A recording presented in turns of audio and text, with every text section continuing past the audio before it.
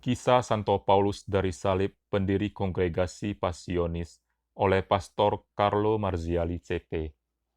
Bab ke-18, Superior yang pantas dicontoh.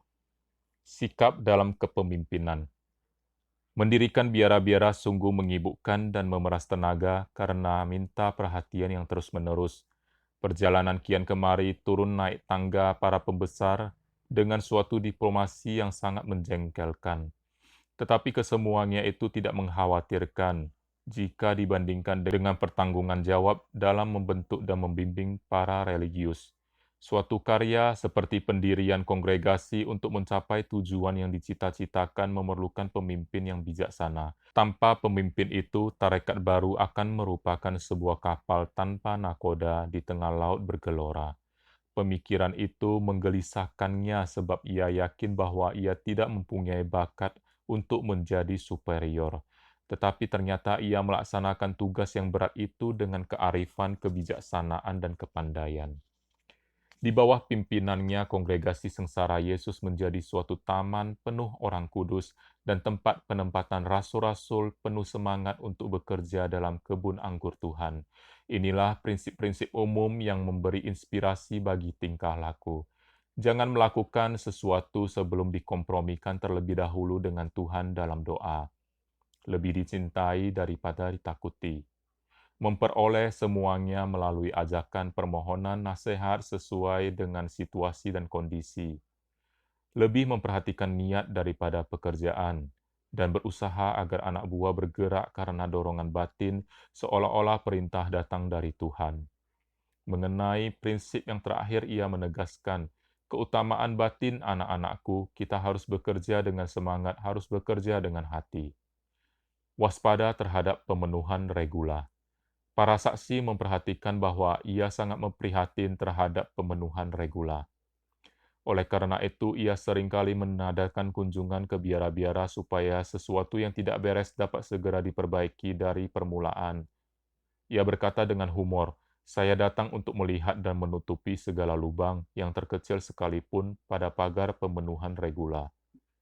Kekhawatiran itu disebabkan oleh kemungkinan bahwa kelak kongregasinya akan kendor karena kurang semangat dalam memenuhi regula. Jika itu terjadi, segala-galanya akan berantakan, maka ia pernah mengeluh. Siapa tahu sesudah saya mati, disiplin dalam memenuhi regula akan mengendor. Hatinya tidak condong kepada kekerasan, namun ia menegur dengan tegas kepada yang bersalah dan jika perlu menambah hukuman. Teguran senantiasa diberikan kepada kebaikan dan kelembutan, sebab ia yakin bahwa teguran yang diberikan dengan hati gersang dan marah akan lebih menambah luka daripada menyembuhkan. Dalam menegur, ia tidak memandang bulu. Saya tidak mau dipersalahkan di hadapan Allah karena kelalaian. Kelalaian pada seorang superior dianggap suatu dosa besar karena menyebabkan ketawaran di dalam komunitas. Pernah terjadi bahwa di biara Terracina, seorang religius yang tingkah lakunya kurang disiplin mengundang omelan bagi yang lain. Paulus sedih sekali sampai tidak dapat tidur dan makan, tetapi dalam mengambil tindakan tidak terburu-buru. Sesudah menyelidiki dengan seksama, ia melihat bahwa kesalahannya tidak begitu besar. Religius tersebut dipindahkan ke biara lain. Dengan demikian, Paulus menyelesaikan persoalan dan meniadakan alasan untuk mengomel. Sikap tegas terhadap adik kandung. Jika teguran tidak cukup untuk menyadarkan yang bersalah, Paulus tidak segan mengeluarkan dari kongregasi supaya sebagai domba yang sakit dan tidak mau diobati, tidak menjangkiti penyakitnya kepada yang lain. Hal demikian terjadi dengan adiknya Pater Antonius dari Sengsara. Pada permulaan, Paulus memperlakukannya dengan lembut, kendati menghukum segala pelanggaran diberi juga dispensasi atas beberapa ketentuan regula yang tidak utama dan memberi izin untuk beristirahat di Pulau Elba selama 2 minggu. Tetapi sesudah melihat bahwa tidak berubah bahkan menjadi lebih nakal, Paulus menggunakan cara yang lebih keras dengan menentukan hukuman yang berlangsung sampai beberapa bulan. Ada yang kasihan kepada Pater Antonius dan mohon agar Paulus bertindak sedikit lebih lembut, bukankah dia itu adiknya? Paulus menjawab, saya tidak boleh memandang darah dan daging. Dalam hal menghukum yang melanggar regula, saya tidak mempunyai adik. Kemudian sesudah melihat bahwa segala usaha untuk menyadarkannya sia-sia pada tahun 1742, Pater Antonius dikeluarkan dari kongregasi. Pada tahun berikutnya, karena Pater Antonius datang mohon dengan sangat dan bercucuran air mata diterimanya kembali.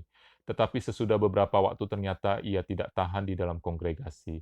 Paulus memanggilnya dan berkata, "Kamu terlalu halus, tinggal di dalam kamar melemaskan kamu. Kamu tidak cocok untuk kongregasi kami. Lebih baik kamu kembali ke daerahmu, di sana kamu sebagai seorang imam dapat berbuat baik dan leluasa." Maka Pater Antonius dikeluarkan untuk seterusnya. Pater Antonius Danei kembali ke daerahnya, bekerja di sana sebagai seorang pastor yang baik dan hidup sampai usia lanjut. Ia sempat memberi kesaksian tentang kesucian abangnya yang baik hati, tetapi tidak begitu lunak terhadap dia. Halus serta lembut. Jika Paulus memerintahkan sesuatu kepada religiusnya, ia tidak pernah menekan dengan kekuasaannya, tetapi dengan kelembutan dan dengan cara yang halus, ia membantu mereka mentaati perintahnya. Cara ini biasanya menghasilkan kegembiraan dan berguna untuk menarik perhati para religius. Sebagai contoh, kita baca bagaimana ia menyerahkan tugas menjaga pintu kepada Bruder Mak Antonio. Ia sendiri menceritakan, "Setiba di biara Santi Giovanni e Paolo di Roma, saya langsung pergi untuk menghadap Pater Paulus. Waktu masuk ke kamarnya, saya merasakan pemusatan rohani yang di kemudian hari selalu akan saya alami setiap kali masuk ke kamarnya. Karena hari sudah malam lagi gelap, saya berlutut dekat tempat tidur di mana Pater Paulus berbaring. Saya mencium tangannya dan ia membelai kepalaku sambil berkata, 'Oh, Bruder Mak Antonio yang tercinta, kamu akan menjadi penjaga pintu di biara suci ini. Saya minta kamu datang ke Roma sebagai penjaga pintu, karena untuk tugas ini diperlukan orang yang tahu memelihara kesopanan dalam memandang, kebijaksanaan, dan etiket dalam pergaulan. Kamu dari Toskana, kamu cukup tahu berbicara dengan baik. Pada suatu kesempatan lain datanglah kepadaku dan aku akan mengajarkan bagaimana kamu harus bertingkah laku sebagai penjaga pintu.' Saya hampir tidak mau pergi lagi dari kamarnya sore itu, maka saya pergi dengan mohon doa dan berkatnya. Ia berkata kepadaku, 'Semoga Tuhan memberkati engkau. Selamat, Bruder Mak Antonio yang tercinta.' Saya keluar dengan kegembiraan besar dan mataku berlinang karena hatiku bahagia." Oase surgawi. Untuk mencapai tujuan pada suatu tarekat tidaklah cukup memerintah dengan bijaksana dan cinta kasih agar segala peraturan terpenuhi, tetapi perlu juga membentuk anggota-anggotanya agar kokoh dalam keutamaan. Maka usaha Paulus lebih tertuju untuk membina kerohanian mereka. Ia berhasil baik sehingga menjadikan semua biara laksana oase surgawi penuh jiwa pahlawan dan suci. Kronik pada masa itu menggambarkan bahwa para penghuni biara-biara pasionis adalah orang yang haus akan kontemplasi dan cinta kesunyian. Dalam rekreasi mereka berbicara hanya tentang Allah. Bahkan waktu makan mereka sering begitu terpusat sehingga perlu digoncangkan supaya makan seperlunya. Mereka selalu siap melaksanakan ketaatan. Dengan humor, superior memerintahkan seorang student untuk masuk ke sumur dan segera ia melompat ke dalam. Ia selamat hanya karena suatu mukjizat Tuhan. Kekuasaan regula sangat dihormati. Kalau timbul suatu perbedaan pendapat tentang ini atau itu, cukup dikatakan ini ketentuan regula, maka segala perkara beres. Mereka sangat rendah hati, menghindarkan segala jabatan, malahan mencari cara untuk merendahkan diri. Dengan hati berat keluar dari kesunyian bila ada keperluan, gembira memakai pakaian tuan dan bertambal. Di kamar, kemiskinan amat menyolok. Dengan payah dapat diketemukan sesuatu yang penting. Mereka rajin mengiksa diri dengan cilicium, gelang besi, dan cambuk.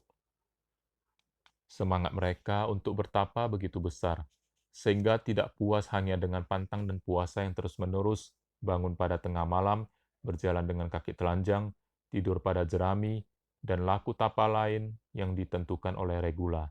Superior selalu perlu untuk mengawasi agar mereka jangan melampaui batas kebijaksanaan. Suatu contoh penguasaan diri diberikan oleh para biarawan terracini. Setiap tahun para bangsawan mengadakan pemburuan merpati liar di hutan sekitar biara dengan keributan luar biasa. Paulus mengajak mereka agar menghindari keterlanturan yang dapat mengganggu kontemplasi mereka. Nasihatnya ditaati sepenuhnya, untuk menghindari agar mata mereka jangan membelok ke arah hutan yang penuh keramaian, mereka menggelapkan kaca jendela kamar masing-masing. Dalam cinta kasih pantas dikagumi, dalam kemurnian adalah seperti malaikat. Kesan Thomas Truzieri. Waktu saya menginjakkan kaki di biara Gunung Argentaro untuk pertama kalinya, saya merasa masuk surga jika melihat wajah para biarawan yang mencerminkan kesucian yang ada di dalam hati mereka. Dalam biara tidak terdengar sepatah kata pun, lebih-lebih pada waktu hening. Dalam hal kemiskinan, mereka begitu teliti, sehingga setiap orang berusaha untuk mendapat barang yang paling jelek, seperti pakaian-pakaian yang bertambal-tambal, atau yang lebih usang, sandal yang ditinggalkan pemiliknya, dan sebagainya. Dalam hal makanan, mereka berpantang dan berlaku tapa, sehingga superior harus memperhatikan bahwa supaya para biarawan makan seperlunya. Mereka mendesak agar diizinkan untuk tidak memakan ini atau itu dan sering makan roti serta air saja. Pernah pada meja makan terhidang makanan dalam jumlah yang sangat sedikit, namun tidak ada yang mengeluh atau mengaduh, karena dalam segala hal mereka memandang kehendak Allah. Banyak juga yang mengambil kesempatan dengan memakan sayur atau gula yang pahit, membuat makanan terasa tawar atau makan sisa orang lain. Dalam hal mati raga, mereka begitu rajin, baik secara diam-diam maupun terang-terangan, bersemangat tapa yang sungguh-sungguh, selalu mencari akal baru untuk bermati raga demi cintanya kepada Allah. Kebencian akan diri sendiri begitu besar sehingga perlu diawasi agar jangan terjadi pembunuhan diri, karena baik di hadapan umum maupun secara pribadi mereka minta diinjak-injak. Pernah saya melihat alat-alat pengiksa tangan, lengan, paha, dan tubuh yang begitu mengerikan sehingga saya rasa hampir mustahil dapat menggunakan alat itu tanpa disangsikan. Tak ada waktu penderaan yang dilewatkan begitu saja, sebaliknya mereka malahan melakukan sampai 2 atau 3 kali seminggu. Mereka mencintai doa. Saya sendiri menyaksikan bahwa sejak permulaan Tuhan memberikan kurnia berdoa kepada hampir semua anggota. Suatu kurnia yang merupakan kunci segala rahmat. Seringkali sesudah ibadat malam, beberapa di antara mereka meneruskan doa di hadapan sakramen Maha Kudus atau di kamarnya sendiri sampai waktu ibadat pagi. Hal ini tidak mungkin tidak dilakukan, karena para religius tidak memerintangi sedikit pun rahmat Allah yang disurahkan ke dalam hati mereka secara berlimpah. Mereka kelihatan sangat terpusat dengan mata terarah ke bawah agar jangan kehilangan pemusatan di hadirat Allah. Mereka senantiasa berusaha untuk tidak pernah menjenguk dari jendela atau bergaul dengan orang luar yang datang ke biara suci itu, tidak pernah meneliti pekerjaan orang lain, tidak pernah ingin mengetahui kabar duniawi, bahkan tidak tahu siapa yang keluar dari biara untuk urusan komunitas. Dalam ketaatan mereka begitu teliti dan cermat, dan saya mengatakan karena benar adanya, sehingga mereka menerka kehendak superior untuk memenuhinya. Apa yang diperintahkan tidak perlu diulangi 2 kali. Sekali disebut cukup untuk selalu diingat dan dilaksanakan. Saya kagum melihat bahwa beberapa di antara mereka tidak menunggu superior menyelesaikan perintahnya, tetapi baru mulai berbicara, mereka pun segera bergerak untuk melaksanakan ketaatan suci. Rekreasi adalah sekolah doa, tidak pernah dibicarakan hal-hal duniawi, negara, dunia, melainkan tentang Allah, menumpahkan darah demi iman, pertobatan orang, riwayat orang-orang kudus, sehingga keluar dari rekreasi, mereka lebih bersemangat, lebih berniat untuk melakukan hal-hal besar dari Allah, menderita demi cinta kasih-Nya, jika dibandingkan dengan waktu mereka keluar dari renungan. Tidak perlu saya menceritakan tentang cinta persaudaraan mereka yang begitu besar sehingga masing-masing berusaha meringankan beban satu sama lain, dan masing-masing mempersalahkan diri untuk membela yang lain, dan tidak pernah mengucapkan sepatah kata kecil pun untuk melawan saudaranya. Terlampau banyak kalau saya menceritakan keutamaan-keutamaan semangat dan pekerjaan suci mereka. Pendeknya, baru saja saya tiba di sana, sudah langsung merasa melihat malaikat-malaikat, dan saya merasa tidak pantas untuk tinggal bersama mereka. Tembok-tembok pun mengesankan kesucian dan saya merasa berada di surga. Duri di hati Paulus. Kita mempercayai kesaksian itu sebab pada permulaan suatu tarekat, semua anggota disemangati oleh karisma pendiri untuk mengejar tujuan yang sama, dengan ketekunan yang sama pula, maka masa itu merupakan zaman emas bagi kongregasi. Tentu ada juga yang tidak memiliki kesanggupan itu, tetapi karena keadaan bergelora dan disiplin sangat ketat, mereka itu tidak tahan lama lalu mengundurkan diri. Biasanya sebelum mengundurkan diri, mereka itu menjadi duri di hati sang pendiri. Pada suatu hari percakapan jatuh atas kelakuan superior biara Santo Eutizio yang tidak memuaskan. Paulus mengeluh, ia buah yang busuk, saya sangat iba kepadanya.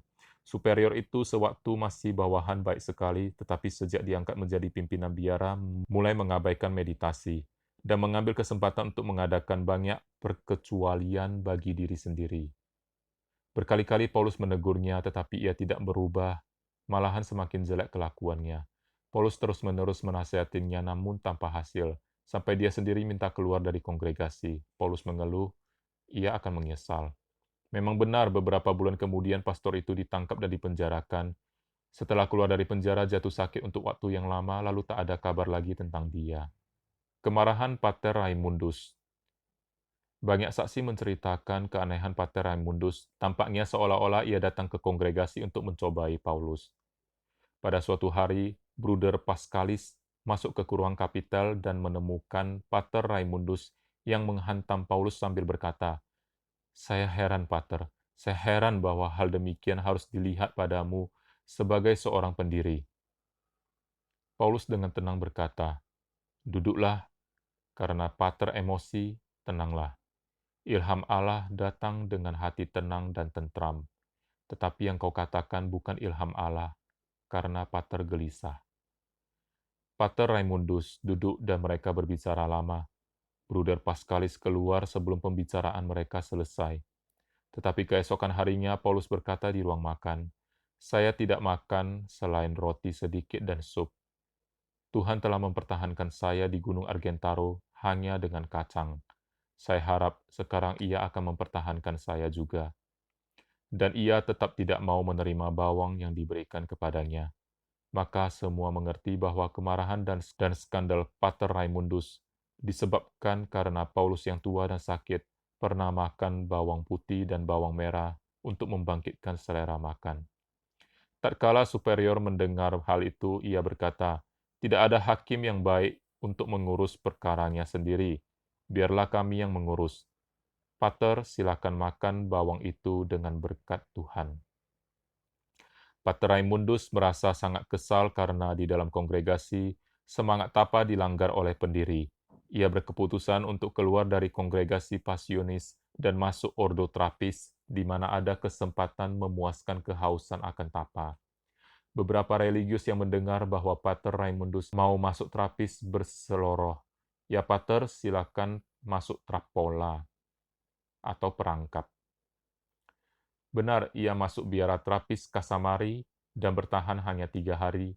Ia terperanjat karena laku tapa yang dipraktekkan di sana. Ia keluar dan kembali ke kampung halaman sendiri.